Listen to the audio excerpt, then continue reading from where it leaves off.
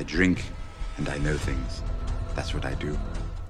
Welcome back to Flagons and Dragons. I am one of your hosts, Jamie G. Esquire the Fifth, master of the wine and cheeses. And I'm here with my co-host Magna Mills to discuss season 2, episode 1, House of the Dragon. Doing pretty good here. It's been a wild weekend, Mills. We had the boys debut, 3 episodes to unpack, now a hot D, House of the Dragon unpack. I'm doing good. How about you, sir? I hope you got a full flagon because I think you're going to need it. That's exactly the same thing my divorce lawyer said, which makes sense because you referred me to him, and now that I think about it, I think it's really just you and a fake mustache. Lucky for you, we are not the fakes. We're the real deal Holyfields, the one and only Flagons and Dragons presented by Regular Dudes Watch Stuff. You can find us wherever you get your podcasts and on YouTube, on social media at Dudes Watch Stuff, same place on the web. Please remember that, and please remember the flaps. Follow, like, and please subscribe. They're not just for dragons, they're for you too. So if you had fun, please give us the thumb.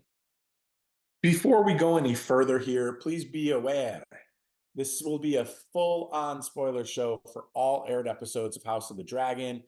And we can't forget about Game of Thrones. It's in there. We're going to talk about it, spoiling it there too. Mills, he's read Fire and Blood. Jamie G. Esquire the Fifth has not. But we will try our best to avoid any major book spoilers. That's it. If you don't know, now you know. And knowing is half the battle. This is A Son for a Son, Season 2, Episode 1, the 11th overall episode of House of the Dragon. Originally aired June 16th, 2024. Directed by Alan Taylor. Written by Ryan Condal. A pair of Game of Thrones, House of Dragon veterans there. Guest starring Kieran Boo as Hugh. And Bubakar Salim as Alan of Hull. Tom Taylor as Lord Cregan Stark. Paul Kennedy as Lord Jasper Wilde, Luke Tittensor as Sir Eric Cargill, and Elliot Tittensor as Sir Eric Cargill, spelled differently. The short plot synopsis is, as Elson grows concerned with Otto and Aegon's small council, Rhaenyra arrives at a fateful decision. Daemon attempts to carry out Rhaenyra's wishes, but things do not go exactly as planned. Well, let's start off with our overall thoughts on the season 2 premiere. Number 1, loved the new opening. I thought that was really cool. They used the same music, new kind of cloth design there. I thought that was awesome. Number 2, I thought they did a good job. So much time went by, I kind of picked right back up where I was. And that's harder to do than you think. So I got to give them a little bit of credit there. For me, it was pretty much what I expected. I didn't expect war to break out. I thought it was going to be kind of maybe Aemond at the end of season 1 landed the blow. I thought maybe they would come back and land the other blow. And it's just one of those things where it kind of played out what I thought it would. It looked great. It was excellent television. The writing was good. The actors and actresses were good. It, again, looks phenomenal. It was about what I thought it was, and I'm pretty damn excited for the rest of the season. I will co-sign most of that. Return to form, and it always looks good, sounds good, acting's great. I thought the pacing was good. It seemed like the show was a little bit more sure of itself now. They had a lot to do here, a lot of plots to check in on, characters to introduce. They had to reorient us, get us back in. They did that well. The pacing was pretty even throughout. I really thought they did a good job with that. And let's be honest, it had crazy Game of Thrones season premiere vibes. This feels like you're picking right back up in season 3, 4, 5 of Game of Thrones. This is always kind of how the premieres were. It'd be a little bit slow and kind of build to a big event at the end usually. After which the events of the season would spiral out. So even having read Fire and Blood, I knew that they were probably going to go with one of two things to end this episode. So when I saw the rat catcher, I knew they were going to go with blood and cheese. So I kind of knew it was going to happen. I was just really curious as to how they went about it. And for you killing a child I think they probably did it about as well as they could. But yeah, that was a premiere right there. I mean, with the premiere of the show, right? We had the childbirth death, so it's not like this is new territory, man. They just like killing kids in the intro episodes, I guess.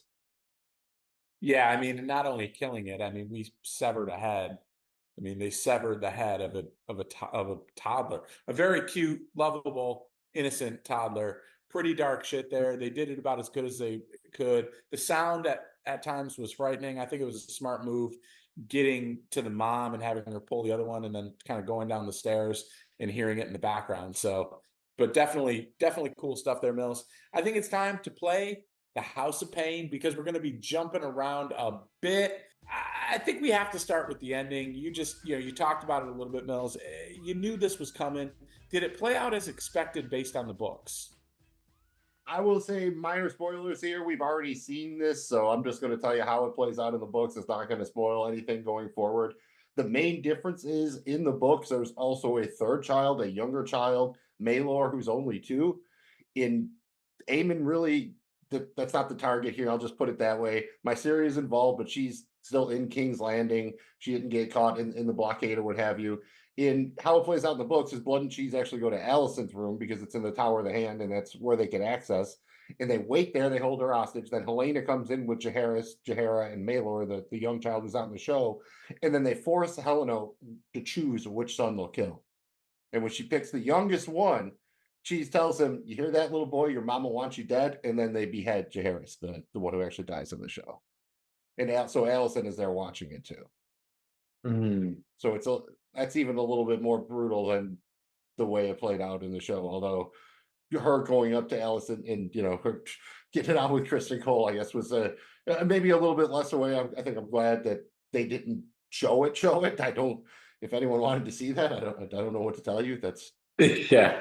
I think it's better to watch Alicent banging the Lord Commander. right. I mean, just the cutaway. It was. I mean, crazy stuff. And you did hear too, Helena is supposed to be a little bit of a green seer. She's, a little bit of that prophecy kind of stuff. And she told Aegon at the beginning of the episode she was scared of the rats. And yeah. we did see the rat catcher at least once or maybe even 2 different times earlier in the episode, kind of setting up the idea that he can move in and out of the Red Keep. So that was crazy. What did you think about it? Did you think they were going to go through with it when you kind of realized what was happening? I did. And I was like, man, because I was like, there's no way One Eye, that would be super bold for One Eye Willie to die kind of here in the first episode. So, if they really wanted to get even, I mean, what Rhaenyra wants is Aemon's head, right? So she's getting I guess a consolation prize here, but yeah, I mean, I guess they were just kind of like, look, a son for the son. It was interesting because they did both look so identical. And again, I thought they did it about as good as you could for killing a kid. I mean, we're never fans of killing kids, and I hated when Cheese kicked the dog too. That really made me mad. Yeah, you can't just seem like a good dog. Didn't seem like a good dog. I mean, all dogs generally seem like good dogs. I'll just be honest. But do you think Daemon authorized this because they ask him right before they go, "What do we do if we can't find Aemon?" And then they cut away. Do you think this was that Daemon gave him this as the backup plan because Jaehaerys is the heir to the throne? He is Aegon II's oldest son. So taking him off the board, actually, other than if you took Vhagar out of play, it's better to kill him because he's the heir, the next in line for the throne. But do you think Daemon explicitly authorized this? He said, "All right, if you can't get Aemon, bring me another son's head." I think he probably did because I think based on how Daemon was throughout the whole episode, he wanted blood here. He wanted blood for blood. He wanted to get even. He was mad that it took as long as it did to get there. I think he probably did. No matter what, you're bringing a son's head back. And you're right, from a longevity standpoint, this is a worse blow to the throne now than killing. Even though I think we all would have enjoyed to see the One Eye get killed rather than a 4-year-old boy, but it's I think for the show purpose, it's probably better and worse. Better for the show, worse for the throne. Yeah, if you're going to kill someone like Aemon, you can't really do it when he's sleeping or something like that, right? It needs to be a big thing, even if it's not a battle, then it needs to be a public beheading or something like that. Like you can't just that would just be disappointing, I think, to have it go out that way. So I am really curious to see how this plays out. Again, something that definitely happened in the books, but enough differences that I'm not 100% sure that it's going to unfold exactly the same way. I'm sure there will be some differences. I'm looking forward to see how they do it. No doubt, man. Well, I want to jump back into the beginning because we opened up the episode in the north at Winterfell, and then we get to the Wall. It was kind of weird to have a season with no Starks, but as we've been told time and time again, winter is coming, and the Wolves are back, baby. What'd you think of this opening, man? Were you there for it? I was, and we knew we were going to get some Winterfell. They teased it in the trailer. I think we got just about all of the Winterfell wall stuff that we saw in the trailer. So there's no guarantee when we will be returning there. You heard about the Greybeards coming. That is a thing from the books. So I'm pretty sure the Starks will be good to their word. They usually are. What did you think about the casting here? I thought it was a pretty good look. He looked kind of like a little bit more of a rugged Stark, reminding a little bit of, remember the first actor who played Dario Naharis? He had a little bit of that kind of that big square jaw or whatever. The accent, he sounded like literally they cast somebody just because he sounded like a cross between Jon Snow and Robb Stark. That's exactly really what his did. voice and accent sounded like. If you took AI and blended those two together, that's what it would sound like. I don't know if they cast him just off the voice, but that it definitely fit. The look was pretty good. I believed he was a Stark. It was really cool to see Winterfell. I like the whole thing where they talked about having to send 1 out of 10 men to the wall to reinforce it. Just think about that, man. You're like a 10-year-old kid. You draw the black rock, and it's like, oh well, there goes my life. I thought that was really cool. The voiceover while showing that. And then the reiteration of the sense of pride. It's not a sentence. It's a moment to be proud of. And then of course the long walk up there to the wall. When you saw it, it was just as impressive now as the first time you saw it in Game of Thrones. Maybe even more so, just because you kind of they're more dialed in. You kind of got to see more of it, I think. And Yeah, they and figured that out how was to really scale cool. it better, right? Because it's so huge that it's really tough to understand how big it is. So you kind of Right. have to shoot it at angles. I mean, 700-foot wall is. I don't think you understand how tall a 700-foot wall is. Yeah, That it's skyscraper tall wall. It's not. George yeah. R. R. Martin even admitted he really wanted to. He wanted it to be super tall, and he didn't really think about how tall it was until it was too late. Yeah. It's it's massive. I mean, but it works, and I think they've done a good job dialing in how to show it to the point where you can be taken back by its awe. Yeah, that was another cool reference to the book. He tells the story about the king and the queen coming there and the dragons not wanting to fly over the wall. I think it was only Queen Allison who makes it all the way to the wall in the book, so maybe that was her second progress or whatever. But she definitely makes it up there, and the dragons definitely do not want to go north of the wall. So kind of a cool way to set up the idea and reinforce that there's out there. And Stark even says it. You think we build this wall 700 feet high for savages and weather or what have you? Like, nah, dude, death is out Yeah. there. So I thought that was a cool way to just tie that back in a little bit. Yeah, and look, it's you're absolutely right, and it is really cool to have kind of dragons being in existence and having people at the wall not surprised to see him, but also knowing that dragons are afraid to go beyond. And then his answer was, "Well, what does it keep out?" And his answer was death. Very, very cool, dude. Very Stark, everything's got to be like super. Nothing is ever easy for a Stark. That's just how it is. But that's because life is hard in the North, I guess. They'll fight like Northerners, man. I'm excited about this. I thought this was a great scene. We're back in Westeros now, Mills, and it's no surprise that everyone has an agenda of their own, and we're seeing it unfold in real time here. I don't have a cork board and yarn handy, so a murder board.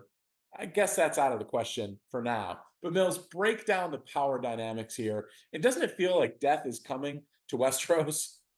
That's why it's really more of a murder board than an activities board or what have you. And you Yeah. don't set out to really make one of those, but you just happen to have a board and the yarn. You start putting some pictures up. You start making connections, and that's what happens. And we see a bunch of kind of maybe not power triangles, but everyone's kind of feeling each other out. For instance, you have Allison. It does sound like she feels genuinely bad. She wants to have a peaceful resolution of this. She blames Aemon for starting the war. She thinks she can control Aegon, but she feels that Otto is kind of undercutting her, especially at the small council. And as we mentioned, she's banging Sir Kristen Cole, and we're not 100% sure, at least I'm not, if that's because he's really into her or he just really, really wants to get back at Rhaenyra that bad. What do you think about Allison here? Is she playing the game well? Who do you think she should side with? Should it be Otto? Should she go out on her own? Should she try to get Kristen Cole fully on her side? What do you think Allison should do? I think Allison learned a lot of really hard life lessons in season one. And I think she's a real player to keep an eye on here because, to be candid with you, I think she will play and play well. I think she learned a lot. I think she's positioned. She learned a lot. She lost a lot. And I think she's positioned really well here to be a major player. So I think she's going about it the right way. She's trying to weave through Otto to get on his side, but if that doesn't work, I believe she'll find a different path. Which way do you think she'll go? Do you think she throws in her lot and doubles down with Otto, or tries to maybe work with Aegon or somebody else to kind of remove Otto from the equation? Oh, I think that if she needs to, she will. I think I think Otto may be on. I think that Otto is going to realize that maybe he's not as secure as he thinks, and he's going to be forced to play the game. And you're going to have multiple people playing against each other, and I think that's what's going to be fun. And Otto seems to know what he's doing, but how about Kristen Cole? Do you think he has any real plan here? Do you think it's that super into Allison, or is this really just about being spurned and scorned by Rhaenyra? So he is just getting back at her even if it kills him. I think it's a little classic Jamie G, a little column A, little column B. And I do think that he is into her, and I think he thinks that that's a path to more power. And I think that's going to get, he's riding with her, right? And I think that's going to give him his revenge and make him happy for what he wants. Plus, Well, he's having if you fun had to while he's pick doing one it. or the other, and you hedge so much, you're officially a hedge knight. I guess that is your rank. We're stripping your master of the wine from you. You're just back to being the hedge knight. If he had to pick a side, do you think Kristen Cole would side with Allison, or would he go around her back to maybe team up with Aemond and do the army plan that they were talking about? If he had to pick, with the mother or the son, where's he going? Oh, man. I think he goes with whatever gets him what he wants. That's a Uh, not answer. That's not an answer. Just I'm pick going to one. say he. I think he would double cross Allison. I do. All right, I like that. And how about Avon himself? We hear Otto tell him with Vagar he's the most powerful force in Westeros, but he definitely appears to be loyal to his brother, to Aegon. I don't think he puts the blame for the war on himself for killing Lucerys, but I think he wants to make up for it to a certain extent, at least in the eyes of Alicent, who blames him. So he wants to go out there with Vagar, do his thing, but they really need Vagar there to defend King's Landing. How do you think he is going to play it? I don't want to get too far into predictions, but given the events that happened at the end of this episode, it seems maybe a little more likely that Aegon turns him loose, right? Oh yeah, I think so, and I think you're already starting to see the power dynamic of Aemond emerging, getting invited into the council meeting. Having that sit down with Otto, where he's saying, "I'm merely my brother's blood and defending my his home or whatever." So I think it's interesting. I definitely think he's gonna. You're not keeping him and his dragon restrained, and you also heard Aegon say ours are bigger. He's specifically talking about Vagar. Yeah, and he even mentioned to the one dude, he's like, "Oh, don't worry about that blockade. We're going to be sending Vagar out there." So I think without getting into our predictions yet, I think there is a strong chance we see something like that. How about Otto himself? He obviously knows what he's doing. I like the example of the thing with the tithing of the lambs or the goats or the sheep or whatever it was, because he's planning ahead, right? If we're going to need to fly the dragons more, they're going to need more food. Winter is coming. He seems to know all of those kind of things, but I don't know that he can keep juggling kind of Aegon, Aemond, and Ellison all at once, right? Because he's trying to Tywin Lannister it, and I think that's a fair comparison. He's just trying to win the war with his pen, but I don't know that this is one you can win with the pen, and I think maybe he's going to stick to that a little bit too long or something. What do you think? Do you think he really genuinely believes he is doing the right thing here, or is he still basically motivated just by being like the real power behind the Iron Throne? I think he's motivated behind being the real power and trying, but he masks that with, he's able to kind of tell himself it's for the better of the realm. And I really do think he believes in his heart that Aegon is better sitting abroad at the head of the realm than Rhaenyra. And I think he can control Aegon, so it's a win-win for him. But I do think he's going to sense real quick that his power isn't what it was. And it wouldn't even, again, we're going to get to predictions, but I'm not so sure he's going to be the hand for much longer.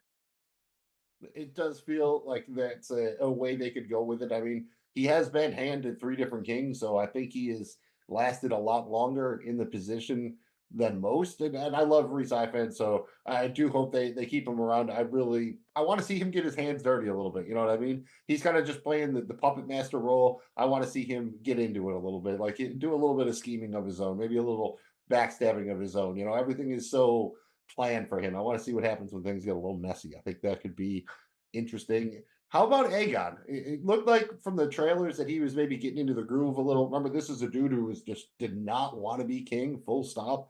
Give it to someone else. I do not want this. He seems to be having some fun, doesn't he? And he also really does seem to care for his son Jaehaerys.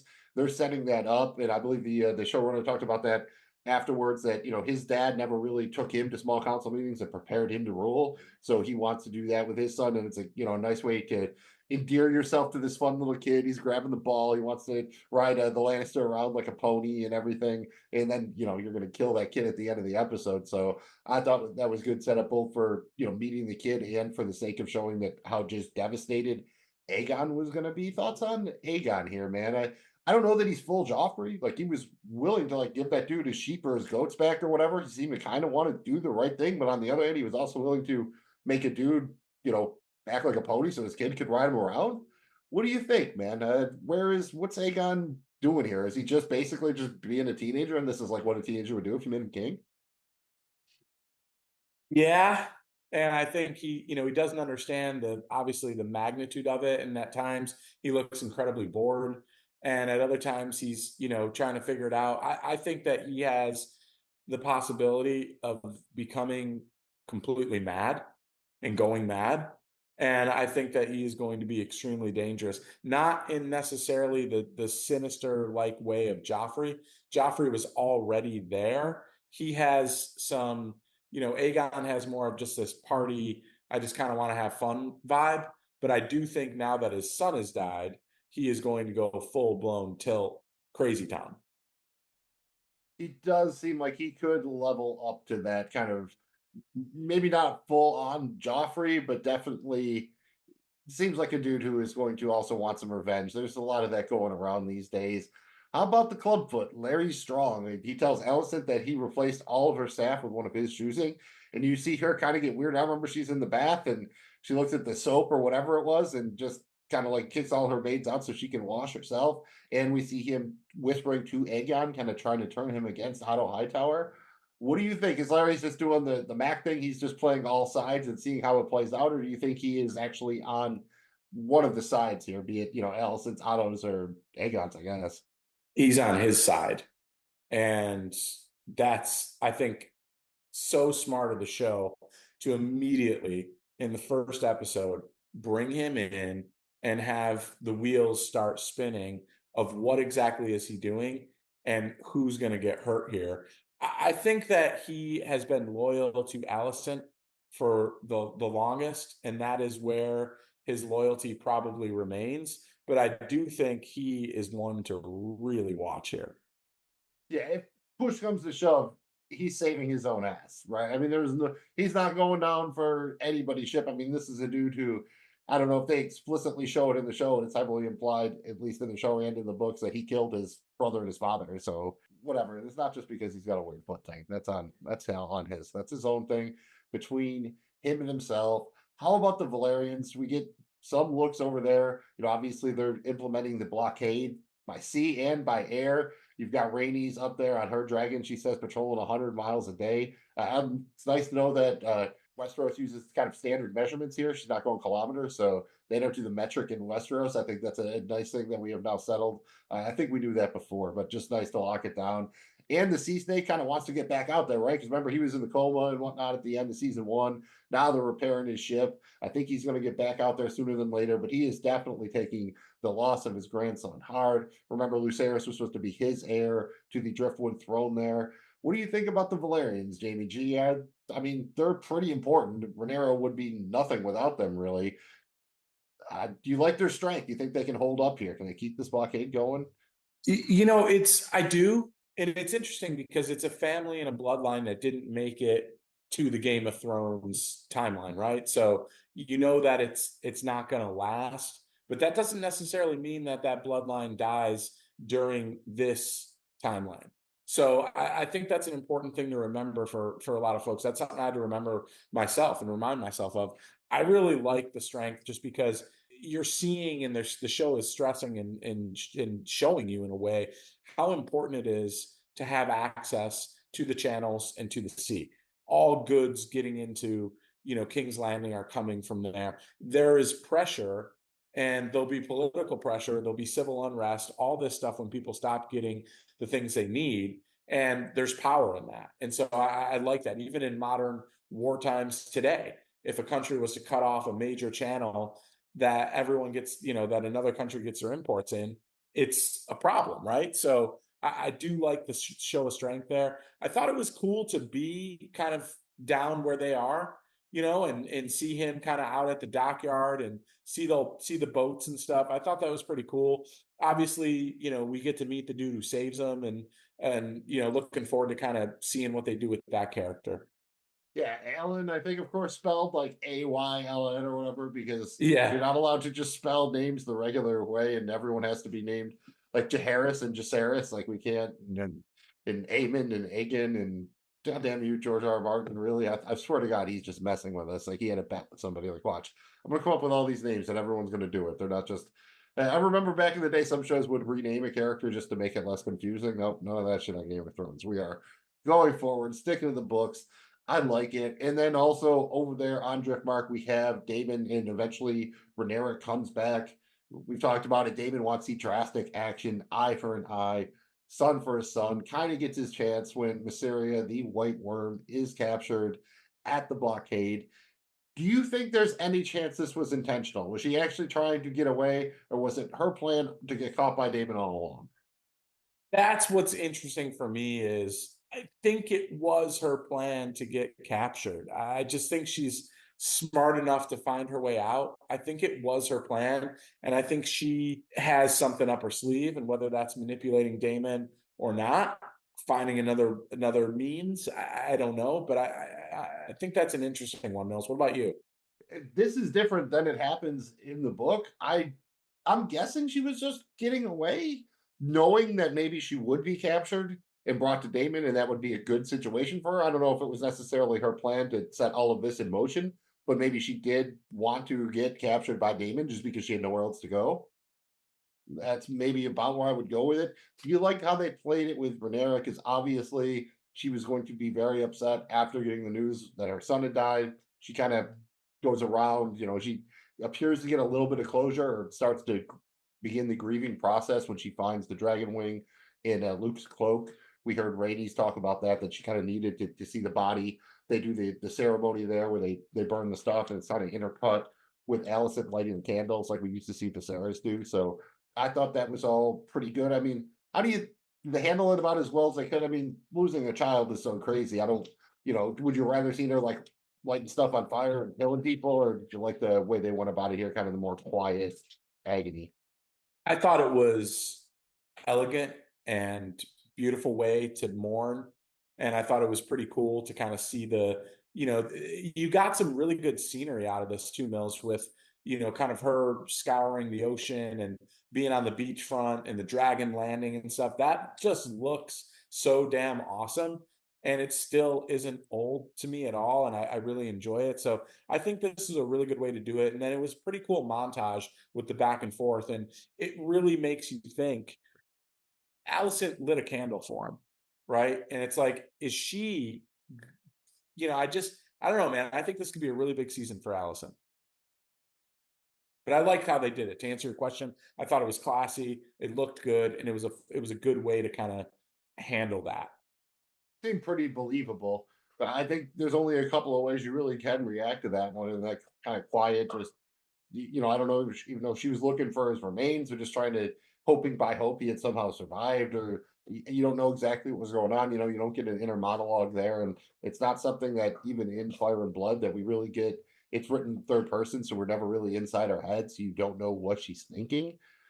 So I think it was pretty well done. I especially enjoyed the scene where Jaceres came back to tell her that he brought the veil into the fold, the North are with him, and he tries to remain strong and everything, and then kind of breaks down and hugs her. I thought that was a really great scene, and just the right amount of emotion there. I thought they really dialed that in really well. You felt really bad, but you didn't want to like go off yourself after because it was so crazily depressing, which it easily could have been.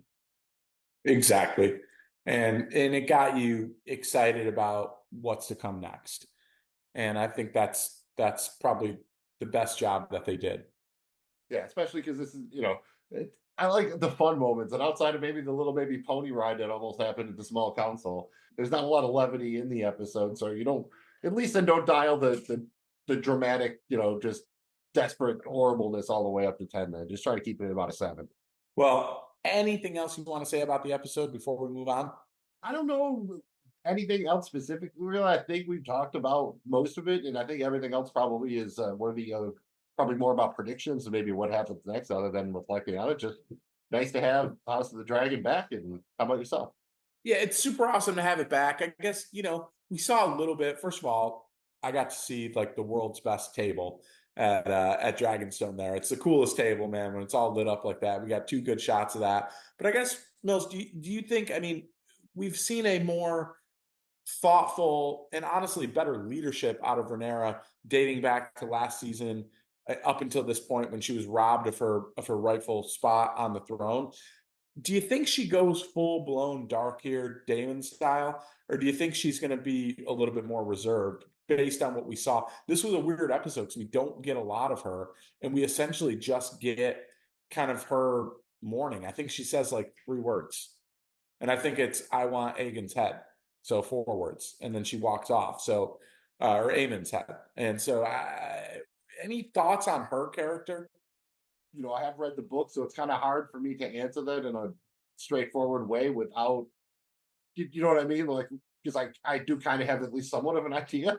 So I either have to tell you or lie to you, kind of, and I don't really want to do either. So let me just say, I like the way that they played it, and I like them to kind of keep it that way. I don't necessarily need to know everything she's thinking, but I do probably need more than 3 or 4 words an episode. But I don't know if I need extended monologues explaining exactly why she's doing everything she's doing or something like that either. One of the things that we enjoy doing when talking about TV shows is coming up with alternative episode titles. A Son for a Son. It's actually a pretty epic name, but perhaps we've got some good options here, Mills.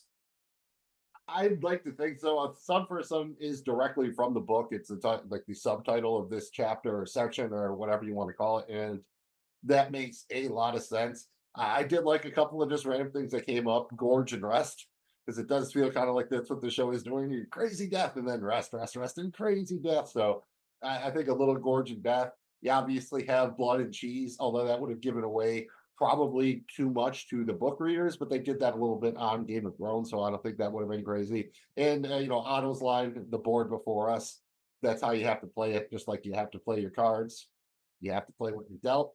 That's what you get, and of course, mine are bigger. You got any for us? The Mother Grieves, and I think that would have been a pretty good one because you knew dating back to last season, obviously a mother was going to be grieving, right? But what you didn't realize is that now there'd be 2 mothers grieving, and I think that kind of would have held up pretty cool. Outside of that, I mean, Lord Commander goes down because he's just literally, going down on Alicent there. But I think that's probably not the best. The best No, you're one. going for a whole the miseducation of Kristen Cole kind of thing. I don't know if he's quite worthy of the Lord Hill treatment yet. I don't believe he is. Kristen Cole, death by suffocation. No, I don't think it's earmuffs. That brings us to the award tour, and the first stop is our favorite moment from A Son for a Son. Mills, I will go first here. I feel compelled to give 2. I think when the rat catchers are sneaking into King's Landing is the most fun, but when Rhaenyra finds her son's remains and it's that epic scene with the dragon behind her and she's on the beach, that to me was just so powerful. And so that will be my favorite, but I do think for different reasons than, sneaking into King's Landing there with the cheese and blood. Oh man, he tries to have his cheese and his blood too. That's just who the man is. I do. I am going to go with the small council meeting. I really enjoyed that. I thought it gave us a look at all the different dynamics going on between Otto, between Alicent, between Aegon, between Aemond. It might be the only scene where we have them all in the same room. You got the whole thing with meeting Jaehaerys kind of and getting attached to him before the whatnot happens. Only thing that would have made it better is if we would have actually gotten that pony ride, because boy, I would have loved to have seen a Lannister reduced to acting like a fake pony while the small child rode him. Yeah, that would have been very fun. And in my head, I was just like, oh, this is so fitting for Lannisters. They deserve this. They deserve every bit of it. Yes, they do. Next up is the Hot D hierarchy, our House of the Dragon power rankings. Mills, give me your top 5. All right, this is definitely tough. I think this is going to probably be a fairly consistent grouping in the top 5 to 7 or so, but the order might change based on the week.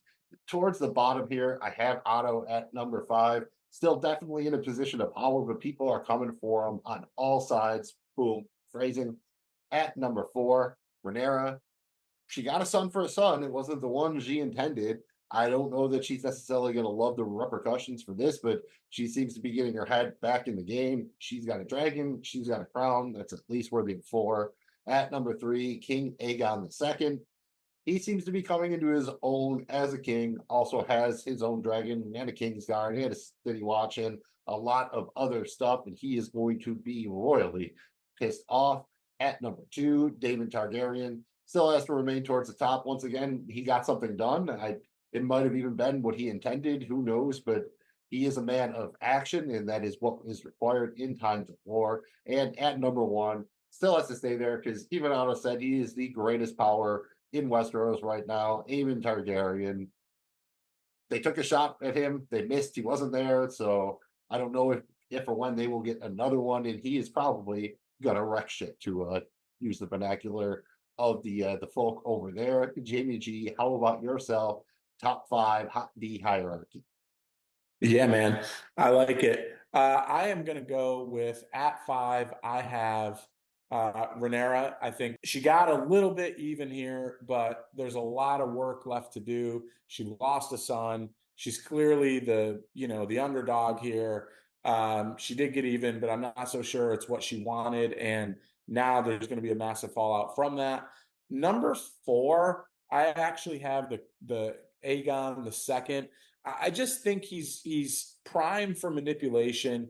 He doesn't know how to handle himself, and I don't know how long his days are ahead of him here. I just think he could be a player that's maybe gone before they settle in.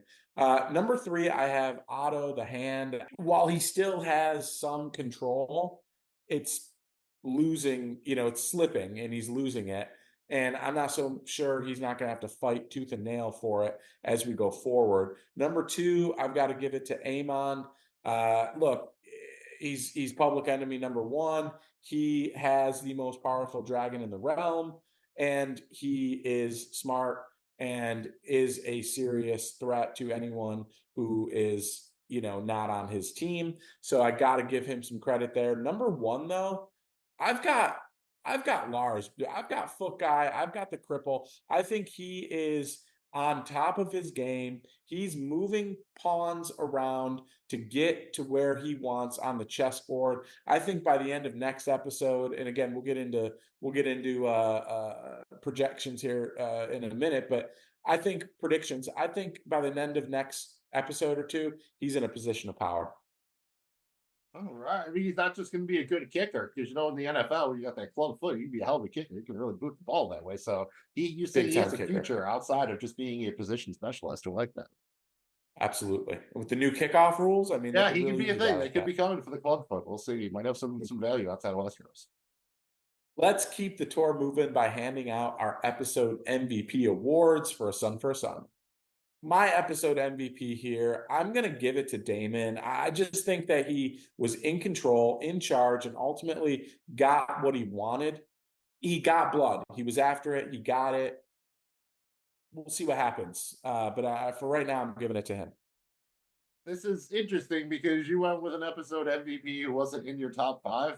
And I think I'm going to as well. I'm going to go with Jacaerys, the son there of Rhaenyra, because I liked what he did. He held his own talking with Lord Stark, and then he had that great scene with Rhaenyra when he came home. He's trying to be a man, right? He has to be now. He's trying to, I'm going to war. I'm recruiting these houses. I'm doing this. And you can see him just trembling because he is still a boy. I just thought that was extremely well done. I think he's going to obviously have to play a big role going forward. So I'm going to give it up for Jacaerys. He's a very strong boy.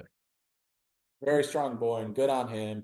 Hate that he's getting put through that. The final stop here on the award tour is the episode grades. We grade each episode of House of the Dragon on a scale of 0 to 100 flagons of ale. Mills, how many flagons have you drank today? I'm sorry. How many flagons are you raising for a son of a son? Well, let's see here. I have 100 hands, so I can definitely do this. How about 88 Flagons of Ale? Very solid season premiere after being gone for almost 2 years. Not a perfect episode. I'm hoping it doesn't wind up being the best episode of the season or something like that. I definitely enjoyed it. Got to leave some room to grow. 88 Flagons of Ale on the wall, raised up. Jamie G, Petey Pablo the males for us. Well, you got to take your shirt off and spin it Well, no, around. you see, with the ale around, you're just going to lose most of it when you do the helicopter. You're going to lose a lot of your flagging. ale, yeah. Man, I'm right in the universe with you. I'm probably going to go slightly higher. I'm going to give it 89. I'm going to Price is Right you just by one. I think it's really close to being 90, but I'm going to leave some room to grow. I think this is going to be a grower, not a shower, and pretty stoked about it. I think we're both barking up a fun tree. All that's left is to give our predictions for the upcoming episode and the rest of the season. We have both seen the rest of the season trailer on HBO, so spoiler warning for that. If you've not seen it, it's on YouTube, played after the episode. Go check it out. Come back here because we probably will mention that. And I have Red Fire and Blood. I'm going to avoid any possible spoilers from that, but it probably means we'll have to lean a little bit heavier on Jamie G because he has not read Fire and Blood. Jamie, do you give us a prediction for the next episode and or the rest of the season? I've been hinting around at it, man. I'm going to say Otto is no longer the hand. I'm going to say Lars gets it, boy, with his foot. Oh, Larry's all right. Larry Strong is coming up, and so are they going to switch? Is Otto going to become the foot then? Is there a foot? Is that the king's foot? Is that a position? If not, perhaps The it should hand be of the foot, dude. Maybe he's just the king's footrest. You know, Aegon wanted to do the pony thing. What if he just has Otto become his ottoman? Looks all day, so Otto's just on his hands and knees, just so Aegon can put his feet up on him when he's at the Iron Throne. Ottoman Hightower. I like that. One I have that I definitely nothing from the books or whatever. We saw that big ass scorpion. That's Chekhov Scorpion. We have to see that thing fired by the end of the season. No way, no how. They tease that. You bring in the whole blacksmith talking about how it takes weeks to build one of these things. We're going to see that shit fired. Mark it down 100%. I think that's a pretty easy one. What else you got for us? Will it penetrate a dragon though? No, I'm saying swing and a miss. All that for nothing. But it's, right. You know, how long does it take to reload one of those things? Think about it. Oh, and I'll give you a bonus one. Again, I think this is already moot because I'm pretty sure we see it in the rest of the season trailer. But I'm saying this is not the end of Kristen Cole and Ellison. They're definitely going to say, like, all right, we're never doing this again. And then they're going to keep doing everything over and over again, like multiple times, every time. As they're getting dressed, nope, we're not doing this again. We're not doing this again. Cut to the next day. They're doing it again. I think that's going to happen multiple times. At least a solid, 26, 27 more times. Give us another one here, man. I also think we're not done with the North. I think we're going to get one more shot of either Winterfell or the Wall. Do you think we're getting Lord Stark, Craig and Stark again, or are we just going to get the Greybeards or the Greyhounds there? I think we get Stark one more time and then the Greybeards, and I think that's kind of where it is. I look forward to that. I'll also give you another one. I think they kind of hinted at Harrenhal being super important. I think we go there and we get visual and we're kind of inside there here at some point for an episode, or at least we're gonna go there and do a show there basically. And in this case, I think so. Go there, maybe do an episode there. I think I could co-sign for that one. We've seen Jamie G be crowned a hedge knight already, so I guess we got that out of the way. I think obviously Aegon is just going to flip his lid.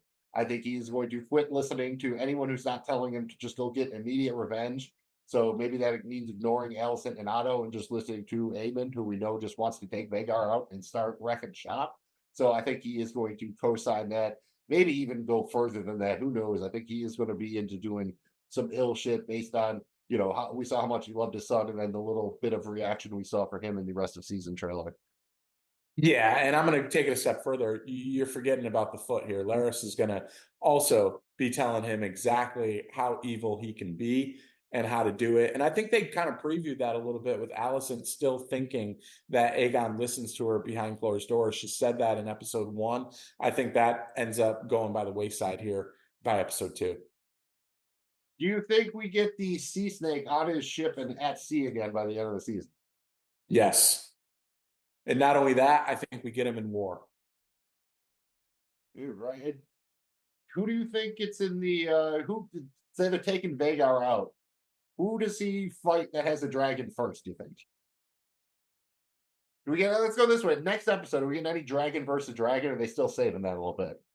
I think they saved that a little bit. I don't think we're there yet. I think they got a little bit more edging to do here before they get us ready for Dragon on Dragon. But I do think we get it at least once, maybe. I think if the over-under is 1.5, that's really difficult because you want to go over, but it's like I can't see more than 2, but like, would it be more than 1? Maybe, right? So yeah, it depends if they're going to bring, 3+ dragons in all at once. Then it gets a little crazy. I don't know what the budget is on this stuff, especially when they're shooting it kind of, really bright in the daylight. I know that's more expensive and all that kind of stuff. So everything looked good so far. Looking forward to seeing more of it. And I am going to just take a guess and say in the next episode, we get some kind of big battle sequence. Aside with you, I don't think it's a dragon versus dragon, but maybe there is some dragon involved, maybe a sea battle. I'm saying we get some kind of major, that 5 to 12 minute, just crazy action kind of deal. I think we get one of those next episode, maybe. I really like it. Mills, does any of the major players die within the first 4 episodes? I shouldn't answer that question. I honestly don't know. I'd have to think about it, like to actually apply book knowledge, but I don't want to risk anything. So I'm just not going to, I'm going to say a little column A, a little column B. That's how you do it. Say, yeah. I think people are going to die. Is it Otto? You think it's going to be Otto? Is he step down? Is he get taken down? Oh, he definitely isn't stepping down, bro. There's no way. He's not willingly become an Ottoman. Maybe I don't think he does, man. I think, but I could see a universe on like he dies, and then like next season of Rick and Morty, like in a parallel universe, he is the Ottoman. While somebody's riding a dragon, they like have their feet up, and like you can now ride a dragon like later. They're already right about a Rick and Morty universe where people are Ottomans or something like that. I might have. It's Otto Ottoman. It worked well together. So it works really well. It was more of a word pun, but it did work well, especially considering we had the pony incident in this episode. So it's not quite the pony remark like Seinfeld, but we'll call it the pony incident. Nels, is he your second favorite Otto behind Otto, the bus driver on The Simpsons? Otto. It's the same backwards and forwards. It's a palindrome, baby. You gotta love Otto. OTTO. It works no matter which way you go. Well, this place has windows? I can't afford this. That does it. Thank you guys for checking us out. We are Flagons and Dragons. We want to know who your episode MVP was. Did this season 2 episode 1 deliver? Was it worth the wait? Let us know. Drop a comment below or hit us up on our social medias. All you got to do is just slide. Better yet, don't slide. Slide. Take your dragon and fly into those DMs. Get there now. We'll respond. And Mills will let you know where you got to go to follow us. Yeah, you just slide right in there like Renera getting off her dragon. I like that they did show the dismount finally, and it looked about as good as the dismount in Return of the King did 20 years ago, but that's why we never see him get on and off the dragons. Thank you for getting on this episode of Flagons and Dragons presented by Regular Dudes Watch Stuff. You can find us wherever you get your podcasts and on YouTube, on social media at Dudes Watch Stuff. Same place on the web, dudeswatchstuff.com. We try to keep it easy to remember, just like the flaps. They're not just for dragons. FLAPS. Follow, like, and please subscribe. We really appreciate it. So had fun. Please remember the thumb. I'm Magna Mills. That's JBG. Hope you had a good one. See you next time. Our flagons are empty, but they will be full to the brim when we meet again.